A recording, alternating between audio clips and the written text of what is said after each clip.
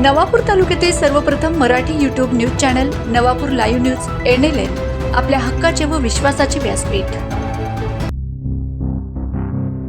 विद्यार्थी मृत्यू प्रकरण, बंधारे आश्रमशाळेचे मुख्याध्यापक व अधीक्षकांना अटक। नवापूर तालुक्यातील बंधारे येथील शासकीय आश्रमशाळेत एका तिसरीतील विद्यार्थ्याचा शौचालयाच्या सेप्टी टाकीत पडून मृत्यू झाल्याप्रकरणी मोठी कारवाई करण्यात आली आहे। या घटनेत कर्तव्यात कसूर आणि गंभीर निष्काळजीपणा आढळल्याने नवापूर पोलिसांनी कलम 304 मनुष्यवध अंतर्गत गुन्हा दाखल केलाय। या प्रकरणी मुख्याध्यापक संदीप गावित आणि अधीक्षक संदीप सैंदाणे यांना पोलिसांनी अटक केली आहे। 3 एप्रिल रोजी ही दुर्दैवी घटना घडली होती, ज्यानंतर पालकांनी शाळेतील सुरक्षेच्या त्रुटींबाबत तीव्र संताप व्यक्त केला होता। पोलिसांनी घटनास्थळाचा पंचनामा आणि साक्षीदारांच्या जबाबावरून हा गुन्हा नोंदवला असून अधिक तपास सुरू आहे।